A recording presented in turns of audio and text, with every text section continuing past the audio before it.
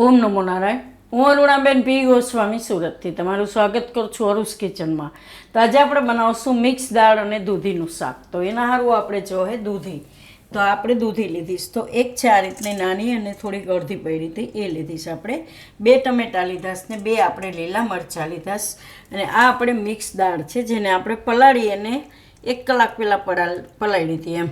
તો આ બધી ટાઈપની દાળ આમાં છે, ચણાની, તુવેરની, મગની, અડદની, બધી દાળ એમ, મગની ફોતરાવાળી ને ફોતરા વગરની બધી, એટલે 4 થી 5 જાતની દાળ છે આમાં. તો તમે કોઈ પણ અલગ અલગ દાળ એમાં નાખી શકો એમ. તો એ આપણે 1/4 કપ જેટલી પલાળીને રાખી હતી. નોર્મલ બેઝિક મસાલા જો હે, રાઈ જીરું, હિંગ, ધાણા જીરું, હળદર, મરચું બધું. લીલા ધાણા આપણે લીધા છે. મીઠું જો હોય સ્વાદ પ્રમાણે. લસણ તો 6 થી 7 કળી આપણે આ લસણ લીધું છે.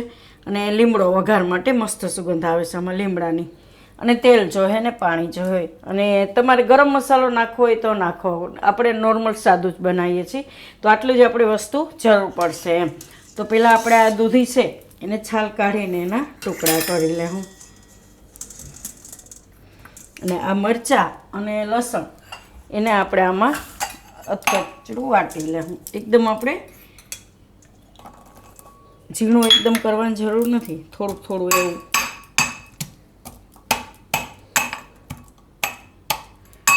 મરચાં એમાં ભેગા લઈ લેવું.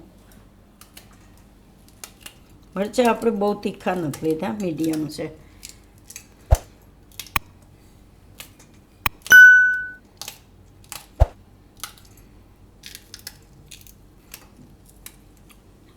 તો આને વાટી લેવું. અને આ દૂધી છે એને આપણે આ રીતે કૂણી એકદમ દૂધી હોય ને મસ્ત લાગે. તો આને આપણે છાલ કાઢી લેવું આ રીતની.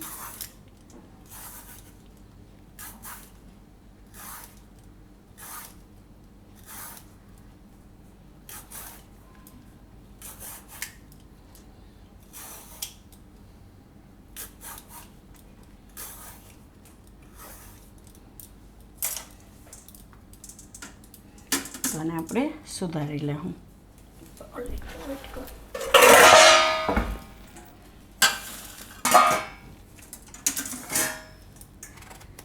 એકદમ કૂણી અસલ દૂધી છે. અને આ રીતના ટુકડા કરી લેવું. તો આને આપણે આ રીતે વાટી લીધું છે. આ રીતનું અધકચરું વાટવાનું મસ્ત લાગશે. અને દૂધી આપણે સુધારી લીધી છે. તો હવે પહેલાં આપણે તેલ ગરમ મૂકી દેવું. તો આપણે કુકર લીધું છે, ગેસ ચાલુ કરશું. કુકરમાં બનાવશું આપણે એને ડાયરેક્ટ જ. તો આમાં આપણે તેલ નાખીશું. તો 1 ચમચા જેટલું આપણે તેલ નાખવાનું છે. તો તેલ ગરમ થવા દેવું. તેલ ગરમ થાય ત્યાં સુધીમાં આપણે આ ટમેટાં છે એને સુધારી લેવું.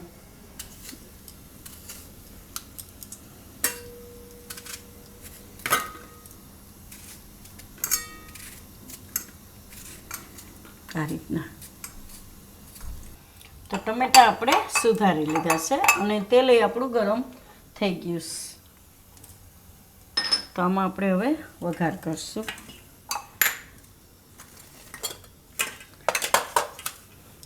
તેમાં નાખશું આપણે થોડીક રાઈ અને જીરું. ગેસ ધીમો કરી દેવાનો થોડોક. હવે આપણે મરચાં અને લસણ એ નાખીશું.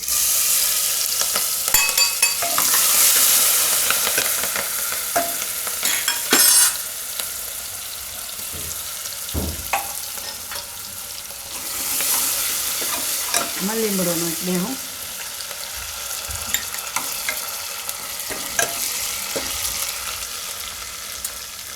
થોડીક નાખીશું હિંગ.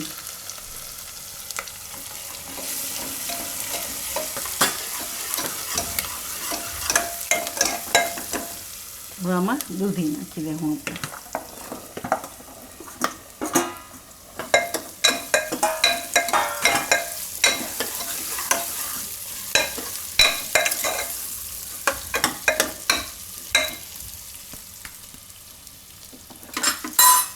હવે આપણા દાળ છે એનું પાણી કાઢી નાખીશું.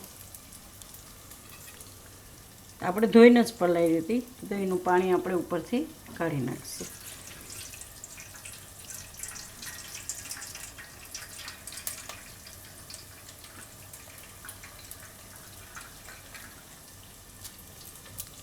આમાં તુવેરની, ચણાની બધી દાળ છે.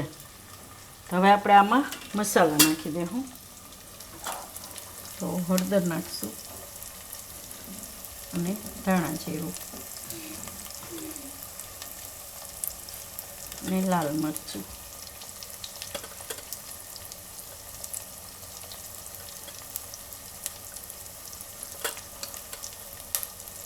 થોડુંક કાશ્મીરી.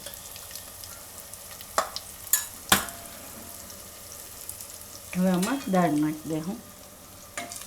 થોડુંક આને મિક્સ કરી દઉં.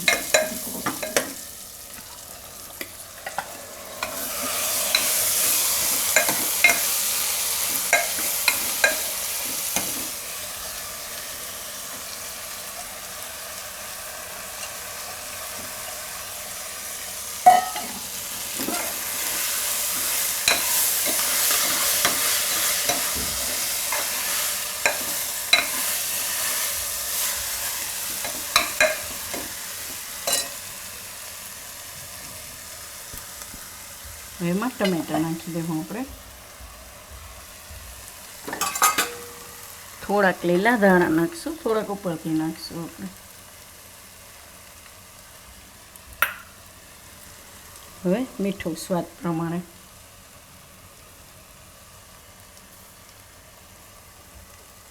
દૂધી ને દાળ ને બધું આવે એટલે મીઠું એ પ્રમાણે થોડુંક નાખવું પડે. હવે એને મિક્સ કરી લઈશું.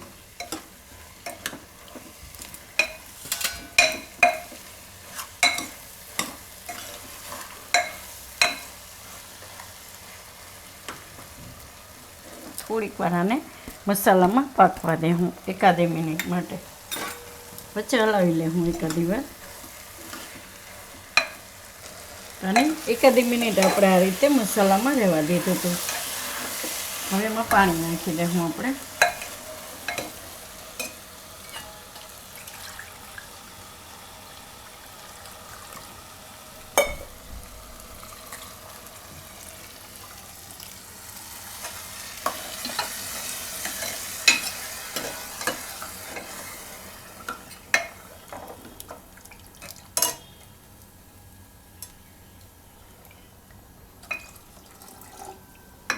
તો પાણી આમાં આપણે થોડુંક વધારે જરૂર પડે, કેમ કે દાળ આપણે બાફી નથી, એમનામ જ આપણે સીધું બનાવીને. અને ભાત ભેગું તમે ખાઈ શકો અને પરોઠા કે ભાખરી ગમે ત્યારે ખાઈ શકો. એટલે થોડુંક રસ બસતું જોઈએ આપણે એમ.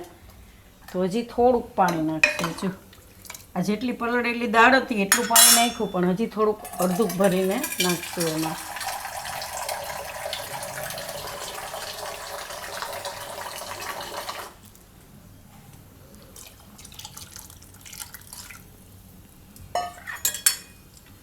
આ રીતનું પાણી જોઈએ આપણે. હવે કુકરનું ઢાંકણું બંધ કરી દેવું. મીઠું ને બધું ટેસ્ટ કરી લેવાનું.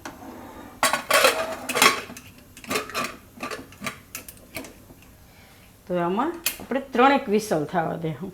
પહેલાં એકદમ આમાં પ્રેશર ભરાય, હવા ભરાય એટલે ધીમો રાખી દેવું ગેસ થોડી વાર.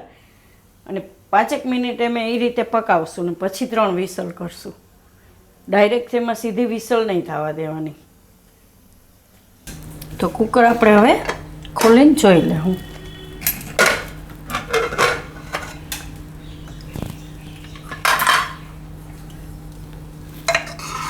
એકદમ સરસ પાકી ગયું. જો આ રીતનું રસ બસતું કરવાનું એટલે ભાત રહે અને બહુ મસ્ત લાગશે ખાવામાં.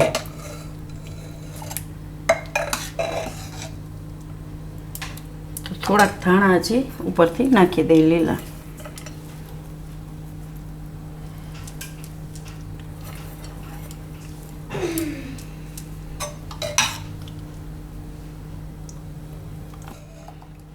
મસ્ત એકદમ બધી દાળ બફાઈ ગઈ, દૂધી બફાઈ ગઈ અને ફટાફટ કુકરમાં થઈ જાય એમ. અને જીરાવાળા ભાત હોય કે સાદા ભાત હોય એને એ બહુ સરસ લાગશે ખાવામાં. કાઢી લેવું એને વાટકામાં. અમારા લોકુમારભાઈને બહુ ભાવે એને.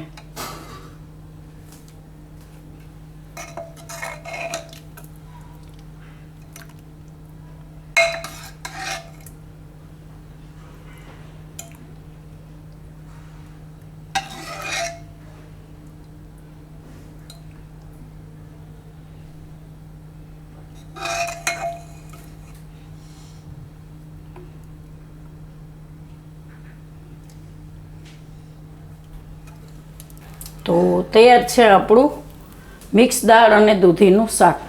તો જો તમને મારી આ રેસીપી પસંદ આવી હોય તો એને લાઈક કરજો, શેર કરજો અને મારી ચેનલને સબસ્ક્રાઈબ કરજો અને બેલ આઇકન દબાવવાનું ના ભૂલતા. કમેન્ટ કરીને કહેજો કે તમને કેવું લાગ્યું આ મિક્સ દાળ અને દૂધીનું શાક.